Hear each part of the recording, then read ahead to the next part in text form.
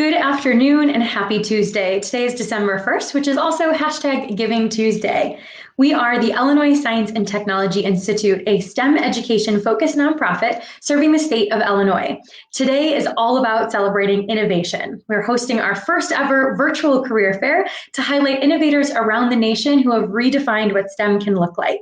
My name is Becky Goldberg. I'm a program manager with ISTI. And again, we're so excited to be hosting this event in honor of Giving Tuesday. If you want to support our mission or engage with us a little further, please find the link in our comments in just a moment and go ahead and donate to support our goals. We are raising money this year for school scholarships to provide access and opportunities for our students to really gain lines of sight to new careers and extend the definition of what STEM can mean for them.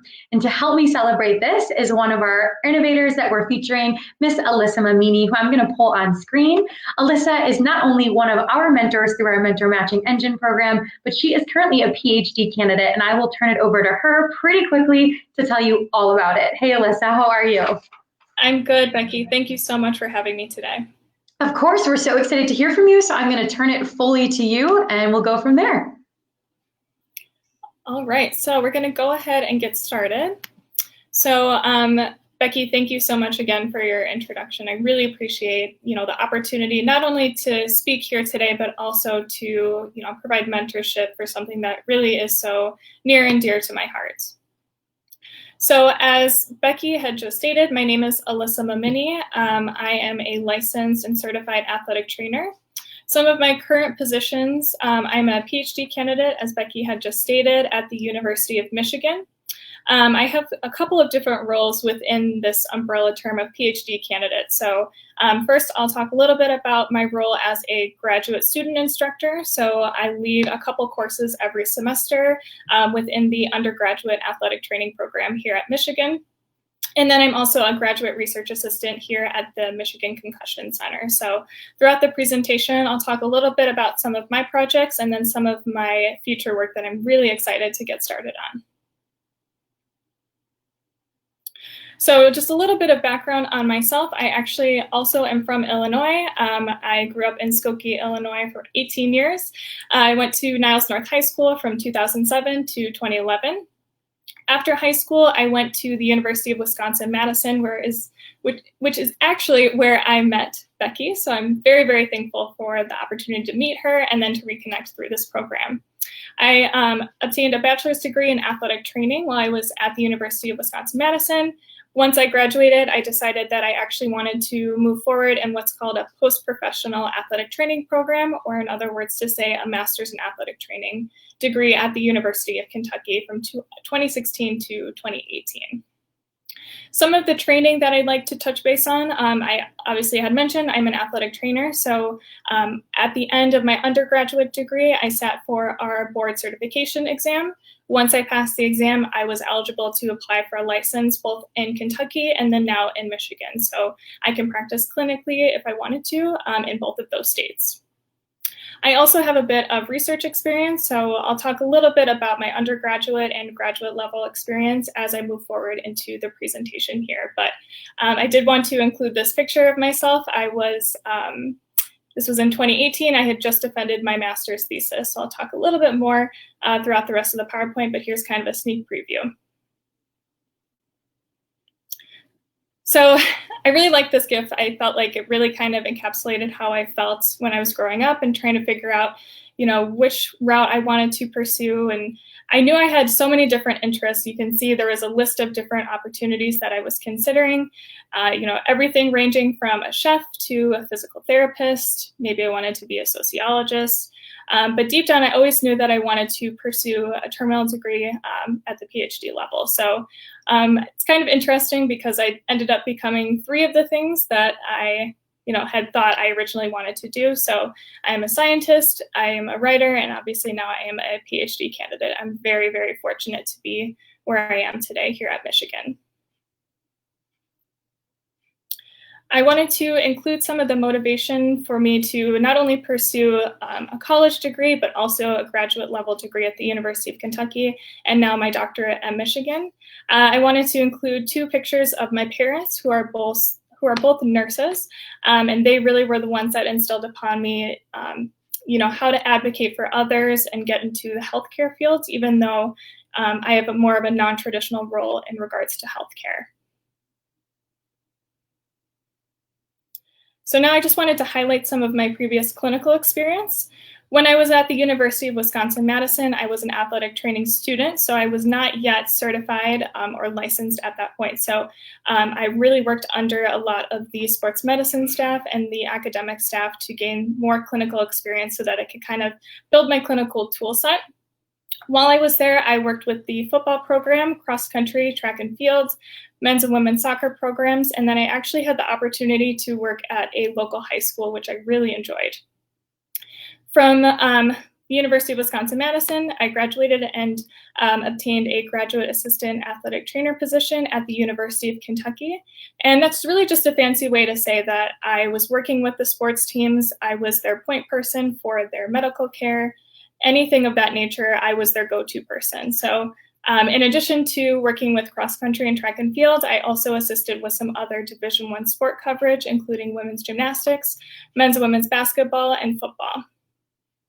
While also at the University of Kentucky, I served as the athletic training summer camps coordinator. So I worked with the other sports medicine staff to make sure that there was appropriate medical staff at all of these various summer camps for adolescents, as well as making sure that the medical staff had all of the supplies that they needed. So I really was pretty hands-on when I was at the University of Kentucky, which I really appreciated. And I felt like a lot of the roles that I had there kind of helped shape me into my current role here. So I wanted to include this slide because oftentimes there is this misconception between, what does an athletic trainer do and how is that different from a personal trainer?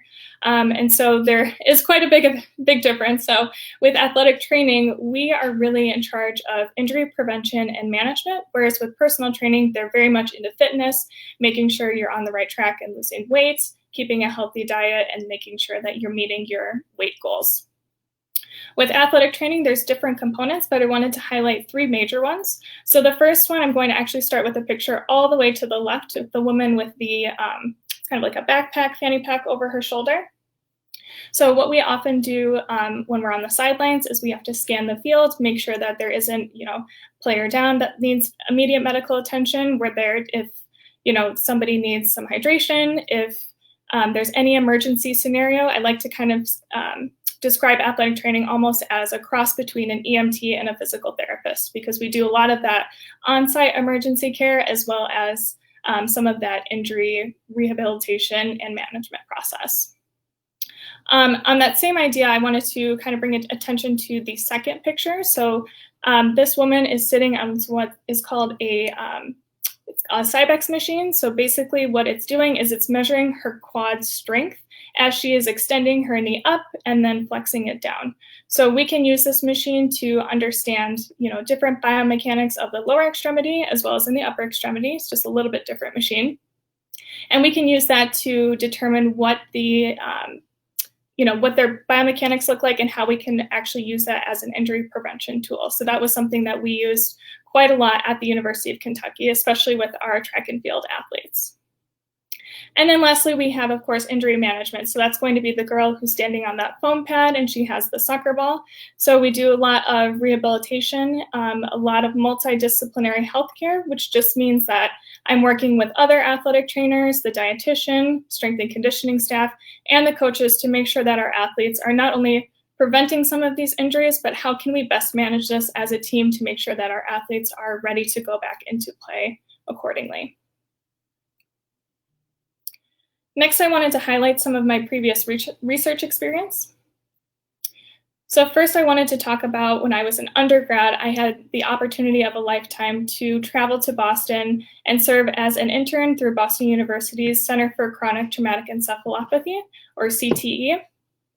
So you can see here, all the way on the right, this was me in undergrad. I was with the other interns. We had various different roles, but mine specifically was to, help facilitate some of the studies that they were doing, make sure that everything was documented and everything was secured in a safe place. I also had the opportunity to attend several consensus meetings with a lot of the world-renowned CTE researchers. So kind of understanding the research process, how to work with patients, especially those who may be suffering from severe traumatic brain injuries or anything of that nature. And that's really what kind of sparked my interest in concussion.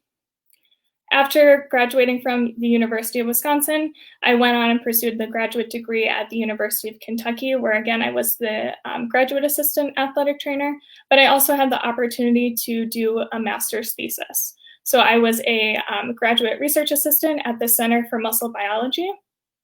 My thesis was titled The Age-Dependent Changes in Unloaded Atrophic Skeletal Muscle Extracellular Matrix with and Without Massage. So basically, this is just a really fancy way to say that we took a roller, so you can see here, this is kind of like a small little pin roller, and we were massaging various animals in the lab, and we were able to see what the different changes were in the muscle structure based on how the animal was responding to the massage. And so this was actually a clinical technique that I used in a lot of my own clinical practice, and so it was really interesting to understand what I'm doing at the clinical level and how it's kind of working at the cellular level. So this was definitely something that was a little bit out of my wheelhouse, but I felt like I definitely had some of that research experience that I needed in order to be successful as a graduate research assistant here at Michigan. So now I'm here at Michigan. I am a graduate research assistant at the Michigan Concussion Center. I am very thankful to work under one of the top concussion researchers in the country, Dr. Stephen Broglio, and he's right here, this blazer. Dr. Broglio really has been an amazing advocate for myself, especially being a female working in STEM. I really do feel like, within the collaboration that we have, not only between us, but as well as with our teammates, he really values my opinion, and I feel like we can definitely bounce ideas back and forth off of each other, and we really kind of, work hand in hand, which I really appreciate. So in addition to my role within the Michigan Concussion Center, I wanted to highlight some of the projects that either I am currently working on or some of the things that I have previously done. I'm going to start at the left of the screen, starting with survey analysis. So that is actually a paper that I'm working on right now, and we did a large-scale survey to various individuals at the university and then affiliated medical center to understand what their opinions were in terms of contact sport participation for either their current children or, if they didn't have any children, what we would call hypothetical children. I also have had the opportunity to work with several undergraduate students in my lab. And that's where two students specifically looked at the NFL re-injury risk after concussion, which has been a really, really cool process and something that I had never really worked with before. We're also very involved with community outreach. So during the first year of my program, I had the opportunity to work with the Michigan High School Sports Association, and we developed the concussion education curriculum that we would provide to coaches during their training meetings, as well as what we call a massive open online course, which is, again, another educational tool that we can provide to community members if they want to learn more about how to identify concussions, who to go in terms of management, and then what the recovery factors kind of look like. I've also done a little bit of work in what's called heart rate variability.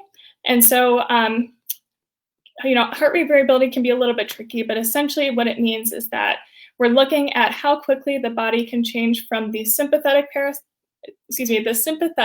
nervous system to the parasympathetic nervous system. And so you should be able to kind of switch between those two relatively quickly, but we have seen in several studies that those who suffer concussions actually have a delay in that switch, and there may be some long-term implications in that regard.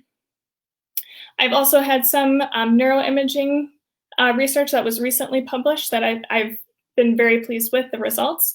So we are seeing that even though a patient may say that they feel like they're okay, maybe they no longer have a headache, they're no longer dizzy, things of that nature, we're still seeing a little bit of a delay or changes in the response to different computerized tasks, which I will actually show in the next couple slides here.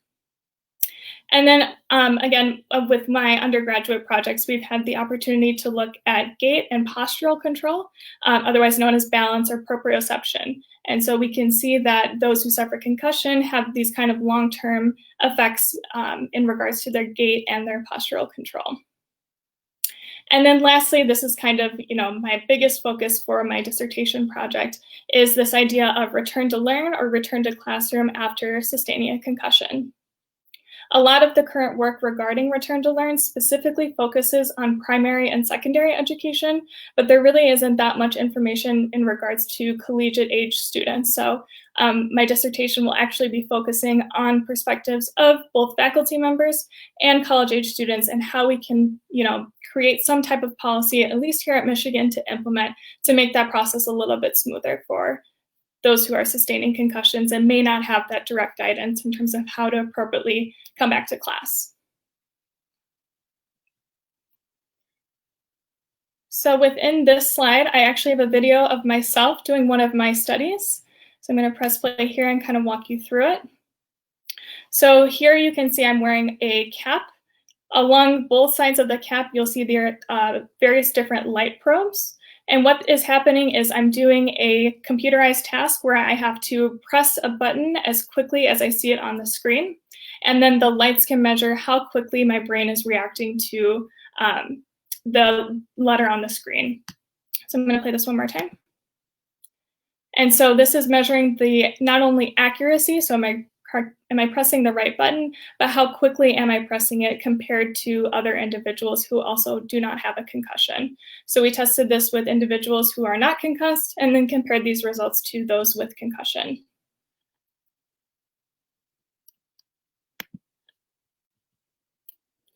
So in addition to my role in research, I'm also a graduate student instructor. So this is actually myself with my students. This was last winter. I don't know if you can tell in these pictures, but we are doing foot and ankle evaluations. So I teach in the undergrad athletic training program. So we cover topics such as emergency medicine or emergency planning, orthopedic evaluation of the upper extremity, neck, spine, and lower extremity, as well as different rehabilitation techniques. So how do we rehab a student athlete who may be 3 days post-op ACL and bring them back into sport-specific activities? So doing cutting drills on the field, juggling a soccer ball, tackling, things of that nature. So this has really been the first opportunity for me to teach, but I've been really enjoying it so far. I also wanted to mention that I am a mentor for all of my students. So as I had just mentioned to Becky before this, I'm currently writing a number of letter of recommendations for them as they transition from undergrad to graduate school, which I'm always happy to do. I really love meeting with my students to understand what their career goals are and how I can best facilitate them in the next steps of their career. So again, this is something that is new to me here at Michigan, but is definitely one of the highlights of my jobs. I did want to mention, with the COVID update, of course, there have been a number of adjustments that we've had to make, especially at the university level. So one thing that I wanted to talk about with my own classes is how I have developed what's called a flipped classroom style. So as I'm sure you all know, when you're in high school, you go to class, sit through a lecture, maybe you'll do a couple, practice problems in class, but then you'll go home, do your homework, do your readings, etc. In my classes, I have actually flipped that kind of scenario. So instead of doing lectures in class like how we normally would at the university level, I actually record my lectures before class. My students will answer a quiz just to make sure that they've gone through the material. And then in class, we'll answer questions together, go through clinical scenarios, and kind of talk these out almost as a team, rather than having individuals try to figure it out on their own. The purpose behind this flipped classroom style really is to build transparency, not only with my students, but as myself as an instructor. So by creating this flipped classroom, I have to really outline my expectations. I have to provide explicit guidelines on assignments and even provide example work of the things that I'm looking for. I wanted to address this one component within academia that I think is kind of a newer topic, and that is the hidden curriculum. So I believe that building transparency in academia by either doing a flipped classroom style or just providing these clear expectations, students can really be aware of what is expected of them in the classroom versus just getting these various exams, not really knowing what is going to be on the exam and just expected to know exactly what's going to be what they're going to be tested on. So I really try to avoid this idea of this hidden curriculum that you need to study before class, you need to study after class, and then you need to do various practice problems just so that students are completely aware of what is expected of them. I actually wanted to include just a small, component of what my syllabus typically looks like. So you can see here on September 4th, we went through the introduction of our course and then discussed neurological evaluation. So this was when we were covering the orthopedic evaluation of the upper extremity. You can see here I have my syllabus split into 2 sections. So there's tasks that students need to complete before class and then tasks that they need to complete after. So before class, my students needed to watch the lecture video. They needed to watch the various evaluation videos. So that would be myself and a model, and I'm explaining how we would do these different clinical scenarios. In red, you can see it's highlighted that they needed to complete a pre-class quiz and then prepare any questions regarding the neurological material. So this is really holding my students accountable that they will be present and ready to learn during class, and then answer any questions that they may have had as they had gone through the lecture themselves. After class, they were asked to review their notes from both the class as well as the online lecture. I asked them to study for the practical using a review sheet. So I basically outlined exactly what I needed them to know. That's exactly what my rubric would be for their hands-on evaluation that would happen a week later. And then practice their evaluation skills and post any questions that they have in the discussion board, just because oftentimes I have a lot of students that ask very similar questions. So that way, if everything is in the discussion board, it's almost a nice resource for all of my students to use. From here, I wanted to discuss my, just very general day-to-day activities. The nice part about academia is, although there is a set schedule in terms of, when your classes are going to be, when you have presentations and things like that, it does seem somewhat stable, but there is quite a bit of flexibility in terms of what hours you're working and how you want to structure your day. So typically in the morning, I'll meet with the Michigan Concussion Center staff. So that would be myself with my advisor, Dr. Brolio, and then our deputy director, our admin, and then our communications chair, just to discuss if there's any guest speakers that we have coming up, any updates on my projects that I may need assistance with, or anything of that nature.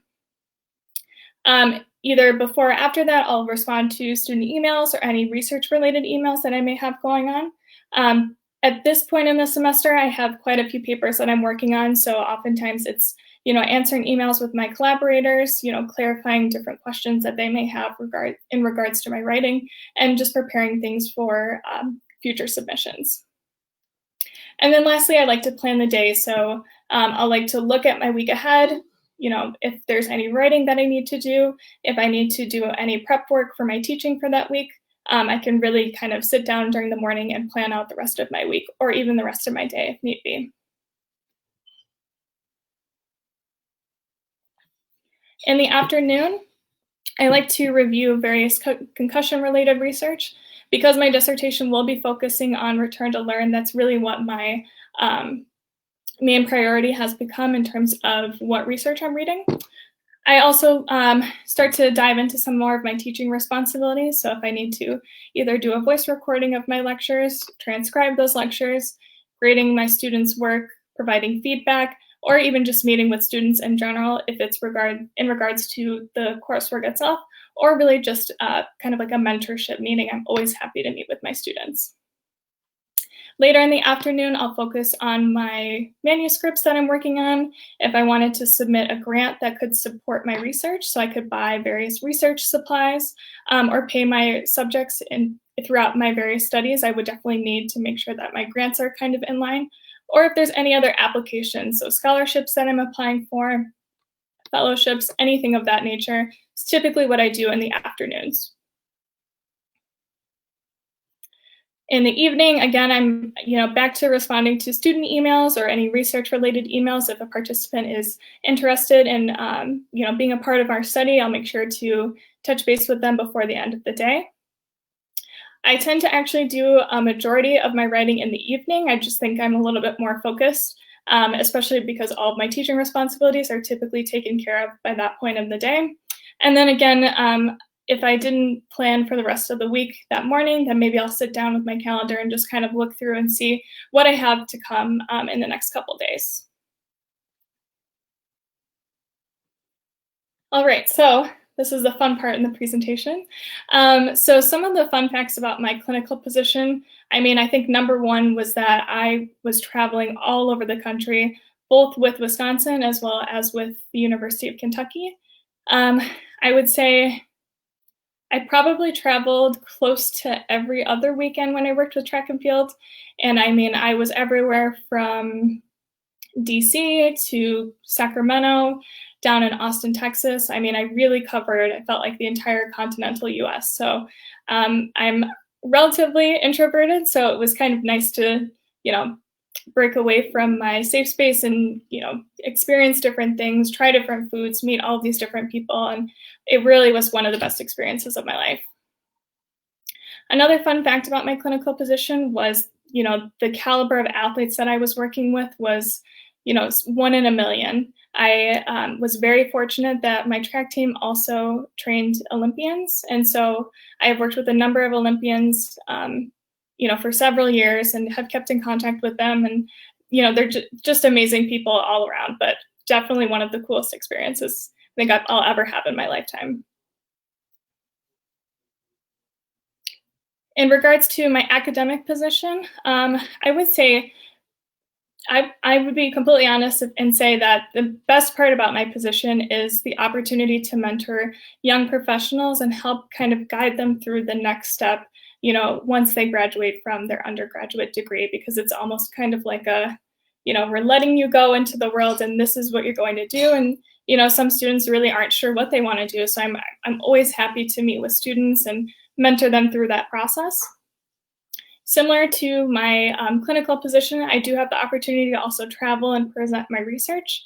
And I think it's really cool because I get to see all of my peers from Wisconsin and Kentucky at a lot of these different conferences. So it's really cool to just catch up with them and, share my ideas and, describe different collaborations that we could potentially have moving forward. And then lastly, in regards to my academic position, I think that I've learned so much independence over these last couple of years while being at Michigan that it's just been really cool to kind of see myself progress as someone who, maybe wasn't as sure in terms of what research I wanted to do. I knew I wanted to focus on concussions, but there's such a spectrum of things that you can cover. So I think just this, recognition of the growth that I've gone through from my clinical position and now into my academic position. And I feel like it's really pushed myself to, think outside the box and think critically about my future. And then I can't forget my dog, Ruby.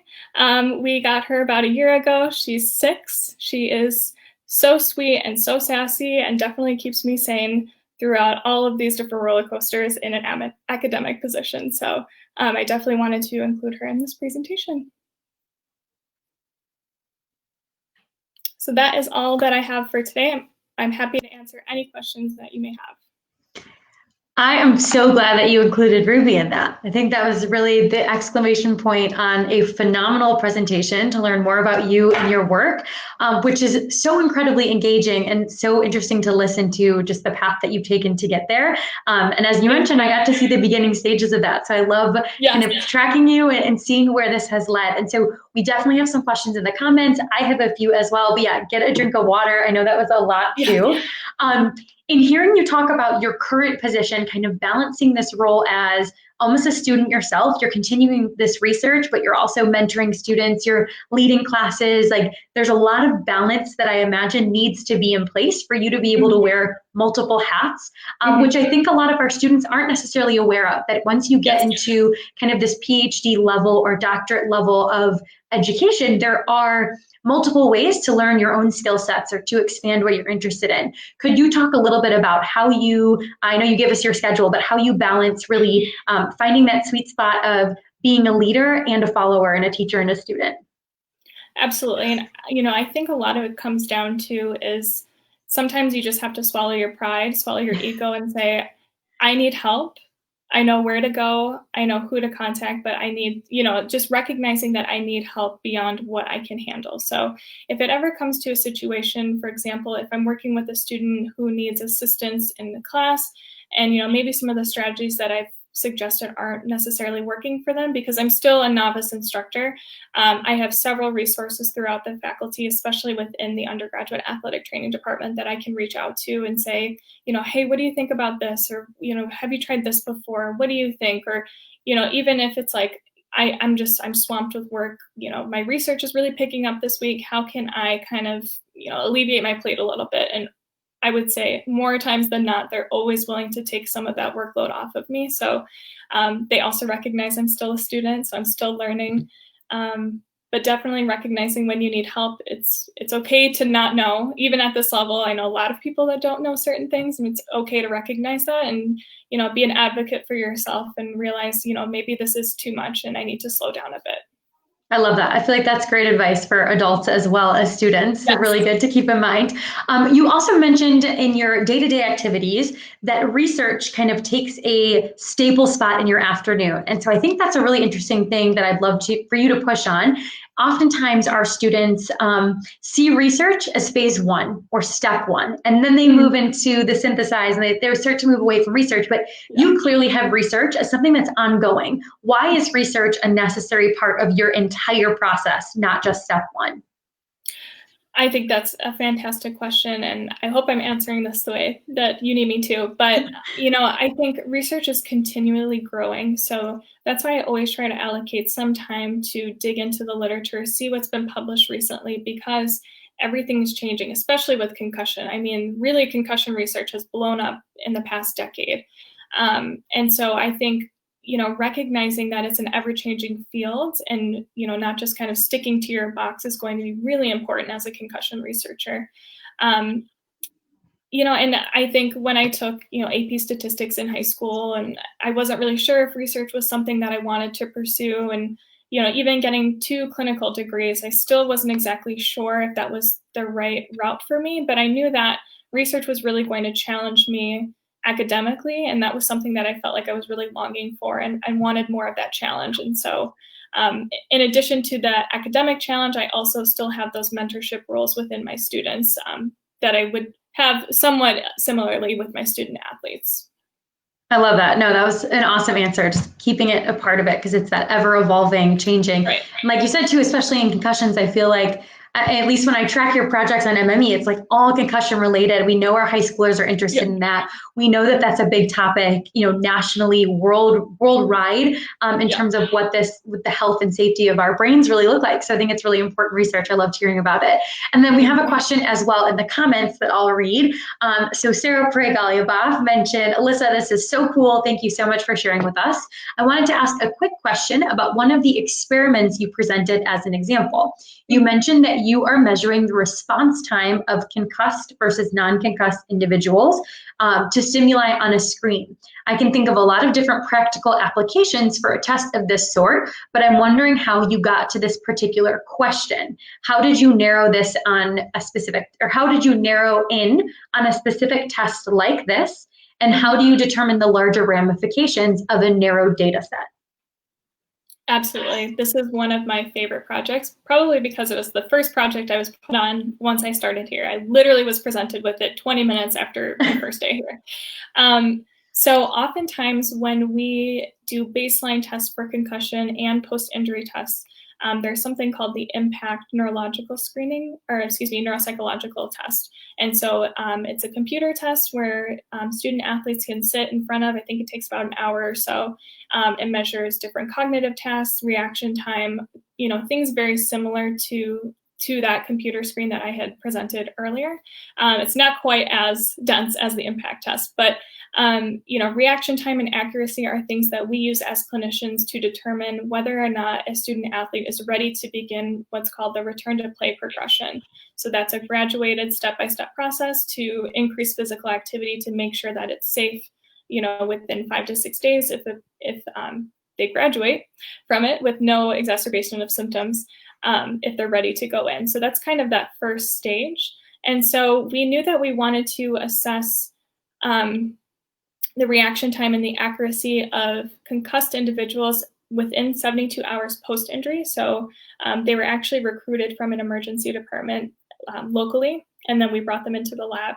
I was tracking their symptoms over about 2 to 3 week span, and once they, started to scale down back to 0, so again, no longer experienced dizziness, headache, nausea, confusion, difficulty concentrating, things of that nature, we brought them back in, because that's, as a clinician, we would think, okay, maybe they're ready to start that return to play progress.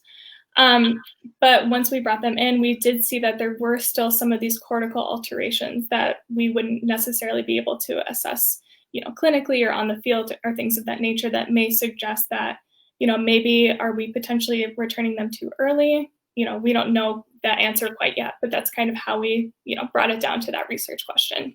That's so interesting. So in the event that this was a test that could be adoptable by, let's say, University of Michigan, it could be something where, you might prevent an athlete from going back too soon or a student from returning to class too soon. Is that kind of the larger picture? Yeah, so that's in a perfect world, right?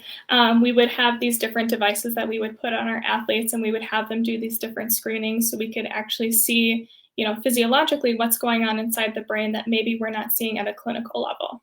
Gotcha. That's awesome. And then another question too, as you talked about your research with your master's thesis, and you talked about you got results that were kind of really interesting and really good in terms of the massage of the, I'm not even going to try and pronounce all of those words, with the skeletal muscle massage and all that. So you mentioned that you got responses that were really good. At the PhD level, at the master's level, what happens if you get a response that maybe you weren't expecting, or maybe was not aligned with the research that you had already done? Kind of what does that process look like at such a high level of academics? Absolutely. And this happens more often than not.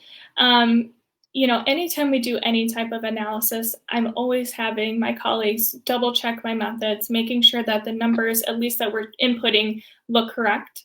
If in that case we're still getting results that may contradict the literature, then so be it. Just because something is statistically significant doesn't necessarily mean that it's the right answer. And that's something that I've continually learned in my PhD, that even if you don't get significant results, that actually is still meaningful data. It's just a matter of how you're interpreting it and how your colleagues and various collaborators are understanding the data, and how you can explain it using maybe other research that may not be within your specific field. So maybe it's something that's related to socio-demographic or socioeconomic status, where you collected your data. I think things of that nature that may influence your data that you may not have considered because you are, within one single discipline. Yeah, that's awesome. Before we kind of wrap up, are there any last minute pieces of advice or wisdom or skills that you want to recommend to our students as they kind of embark on learning what's next for them, whatever that might be? Yeah, I think that, it's okay to ask questions. If you're not, I mentioned this before, but if you're not sure about, it's okay if you're not really sure, what's the next step in my career? Should I go to college? Should I go to a trade school? Should I work? I'm not really sure what the next step is. And maybe it's something different that your parents did. It's okay to reach out to your mentors or your teachers or, any adult that you feel safe talking to and confiding in. And, using your connections, I think, is really key. And that's really how I got my internship at the CTE Center. It's how I got into graduate school in Kentucky, and it's 100% how I got where I am today. So I cannot emphasize enough, make sure that you're building your network, keeping in contact with your mentors, even beyond your research project in high school, just so that you can fall back on them for a resource moving forward. Excellent advice. I love that. Well, Allyssa, again, thank you so much for taking the time to connect with us today, for speaking at our virtual career fair and truly showing the innovation that has followed you throughout your pathway in STEM. If you are a viewer right now and you continue to have questions for Allyssa, please feel free to put them in the comment section. We will make sure that she has a chance to read them and respond. We will get you your response. Of course, donate to our mission at ISTI. We want to bring more programming like this to life, both in a virtual setting and in real life once we are allowed. So with that, we have another session coming up at 3 o'clock. But Allyssa, again, thank you so much and have a wonderful rest of your Giving Tuesday. Thank you so much.